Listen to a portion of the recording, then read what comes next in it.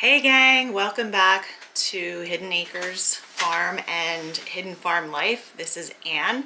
We've had a lot of questions on our Facebook page about sourdough starters.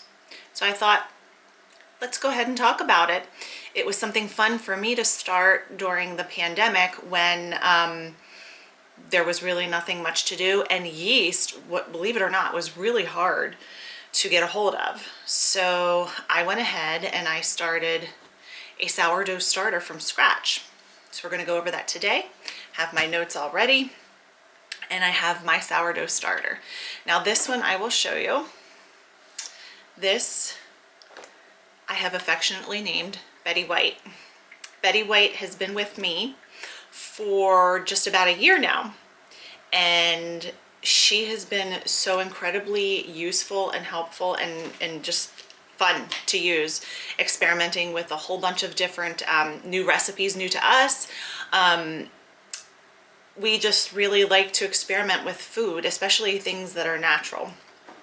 So to get started with your sourdough starter, you're going to want a container that your starter can grow. This is a 1 gallon, I think it's Anchor Hocking. It comes with a lid, but when you have your sourdough starter out, you don't want the lid on. And I just started it in here. You can start it in a smaller bowl, probably nothing smaller than 2 quart. But I just went ahead and started in here because I just keep it in here. So it lives in here all the time. So what you're gonna do on day 1, you are going to start out with a container. You need flour and you need water, and that's it. Something to stir with. I like to use a wooden spoon. I don't generally use anything metal. It's just a preference of mine. And what you're gonna do this first day, it takes about 5 days, I should tell you. It takes about 5 days to mature a starter. So on that first day, you're gonna measure out 3/4 of a cup of flour and 1/2 cup of water. And you're gonna combine those in whatever container you choose, and you're gonna stir those around until they are completely incorporated. Like it should be smooth. And once you're done with that and you stir it, you're gonna take a clean kitchen towel and place it over your starter. And you want to put your starter away somewhere. I leave mine on my kitchen counter.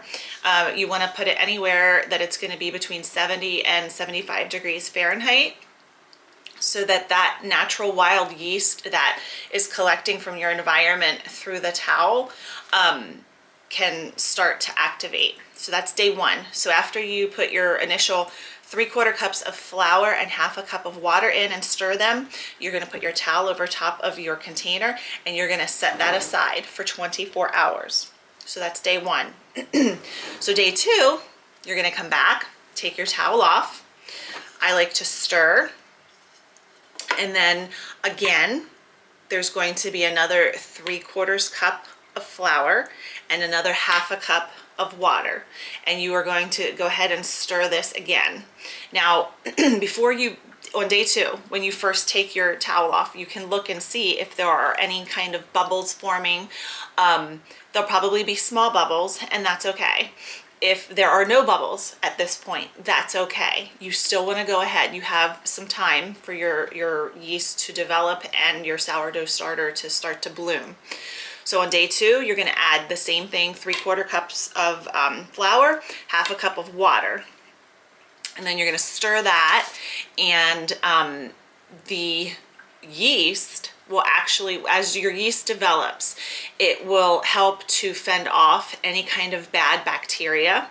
And if you're not seeing anything or hearing anything or smelling anything on day 2, it's okay. However, if on day 2 it smells a little yeasty, it should smell a little sweet, maybe even like musty almost, that's a good thing.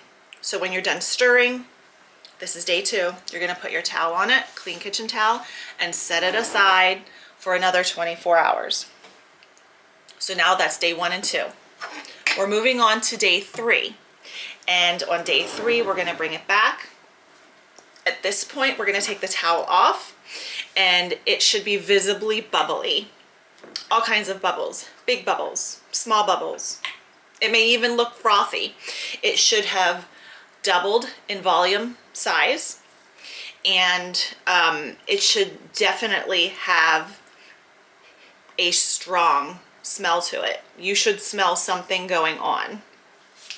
But if you still don't, all is not lost, so hang in there. You're going to measure out again on day 3, another 3/4 cup of flour and another 1/2 cup of water. You're going to add those to your container, stir it again, mix it all around really well until it's all incorporated. You don't want any of those like flour lumps or anything. I like to add the flour as I'm stirring, so there's no lumps in there that I need to break up or anything.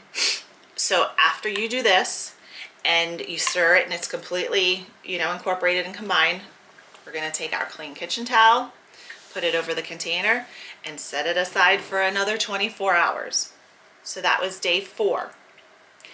On day 5, we're going to take the towel off. And at this point, your starter should be visibly larger. So you started way down here, and it's way up here now, or it should be. If it's not, it should be. It should be frothy, look foamy. The consistency at this point on day 5, it will be a little bit looser than the previous days, because that wild yeast that you've been bringing in from the environment, it's starting to work. And those bubbles are the yeast eating the sugars, and they're producing the alcohol, which is making the bubbles. And that's what you want. That is like the best part of having sourdough. So at this point, if everything looks good, smells good, feels good, you can even take a little taste and see how it tastes in your mouth. If everything is good at this point, you can go ahead and consider your sourdough starter ripe and ready to use.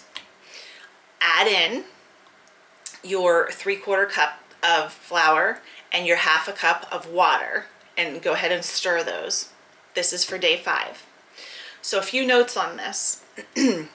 If you plan to use your starter, and you know you're planning to use your starter regularly, you can leave it out on the counter with a clean kitchen towel.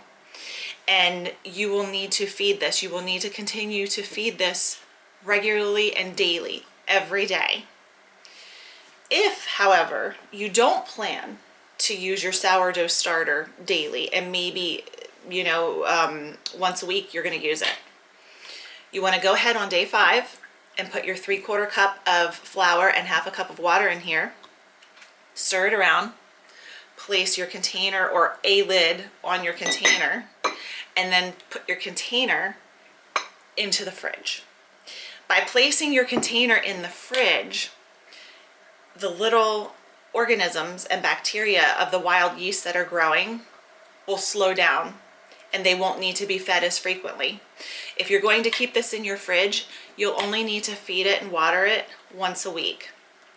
Now, when you're ready to use it, absolutely feed it. Every time you know you're going to be putting it in the fridge, feed it and water it before you put it away. I consider that putting it away in the fridge. So if you're going to keep it and you want to use it, like for example, I want to make pancakes tomorrow. So I'm going to take this out of the fridge. I am going to feed it, and I'm going to water it, stir it. I'm going to put my towel over it the night before I want to use it, so that the next morning when I get up, all I have to do is take my towel off, give it a nice little bit of a stir, and then I can go ahead and make my recipe however, you know, whatever I was going to make in this case. Like I said, I was going to make pancakes. So let us know in the comments below if you try this, how it goes. Let us know what you decide to make, and if you'd like any recipes that use sourdough starter. And give us a thumbs up and subscribe if you haven't already. Thanks for watching, and we'll see you next time.